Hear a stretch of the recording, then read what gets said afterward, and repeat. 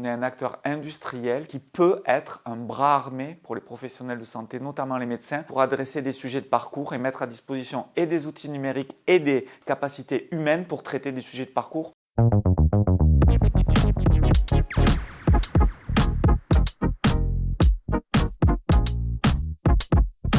Je suis arrivé dans le groupe La Poste il y a à peu près 2 ans. Je suis un jeune postier, mais je suis un vieux de la santé. Ça fait 25 ans que je travaille dans le secteur de la santé. J'ai dirigé un établissement à Toulouse qui s'appelle la Clinique Pasteur. Et ensuite, j'ai travaillé 4 années au ministère de la Santé pour piloter le numérique en santé en France à la délégation numérique en santé.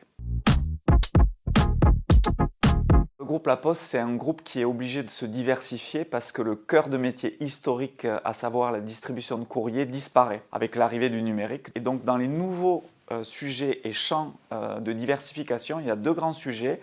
Il y a un sujet autour du numérique et un autre sujet sur les sujets de santé à domicile, de proximité humaine pour les services de santé à domicile. Dans notre stratégie, on croit qu'il faut avoir 2 jambes pour faire de la prévention. Une jambe de service humain de proximité, prestations de santé à domicile, on amène du matériel pour des malades chroniques, des insuffisants respiratoires, insuffisants cardiaques, organiser le post-op en stomathérapie, en neurologie. Et un pilier numérique, mais avec un focus sur la donnée de santé. Je crois vraiment que la valeur, ce que doit défendre notre pays, c'est la capacité à utiliser nos données de santé dans un cadre souverain. Et donc dans les services humains, on a racheté des prestataires de santé à domicile, par exemple Asten, des services d'aide et d'accompagnement à domicile, des plateaux infirmiers pour faire du télésuivi, de la télésurveillance.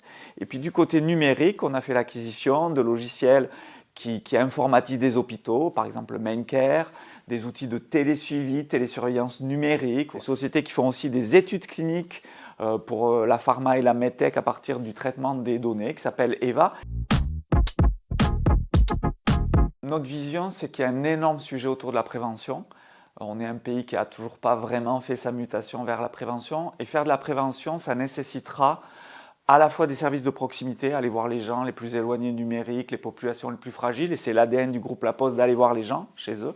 Mais pour faire ça, il faut aussi être en capacité de s'outiller avec des outils numériques très high-tech, avec de l'intelligence artificielle, avec des grosses bases de données, avec des entrepôts de données de santé. Évidemment, on ne résoudra pas tous les problèmes, mais on pense avoir la taille suffisante, la pérennité, les moyens aussi, et la capacité à agir sur le parcours de santé, pas pour résoudre tous les problèmes de désertification médicale ou de difficultés d'accès aux soins, mais participer à ça avec, encore une fois, une vision d'intérêt général qui est l'ADN du groupe quand on est un groupe à capital public.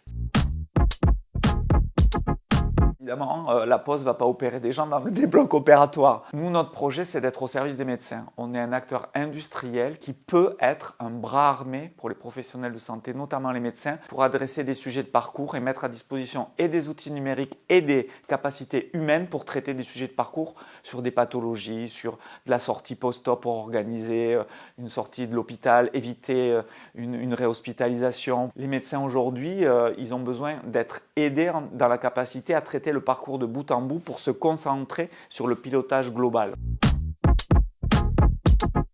Pour moi, c'est majeur. Je suis ingénieur en informatique, ça fait 30 ans que je bosse là-dessus. C'est la première fois que je vois une technologie aussi troublante et aussi impactante. Donc je pense qu'il y aura de l'IA partout. L'énorme enjeu, c'est d'être en capacité dans notre pays, en tout cas en France et en Europe, à construire nos propres plateformes d'IA prédictives et génératives. Donc nous, aujourd'hui, on a passé des gros partenariats industriels sur faire un cloud dédié à la santé souverain européen avec Dassault Systèmes, la Caisse des dépôts, faire une IA en santé souveraine, notamment sur des sujets d'IA générative pour aider par exemple les médecins à faire des synthèses médicales en partenariat avec des boîtes françaises et européennes, notamment Mistral. On a un pôle aujourd'hui de 10 000 personnes, une des premières solutions de télésuivi du patient insuffisant cardiaque, un des premiers pourvoyeurs d'entrepôts de données de santé, notamment pour les études cliniques dans les hôpitaux, la première société qui fait aussi les études avec ce qu'on appelle le système national des données de santé de l'assurance maladie pour les sociétés savantes médicales. On commence à être un des acteurs qui comptent dans le secteur. l'avez compris, mon mantra à moi, c'est il ne faut pas lâcher l'affaire sur les sujets de souveraineté. La souveraineté sanitaire et numérique, c'est la seule solution de garantir dans le temps l'éthique du système de santé à la française.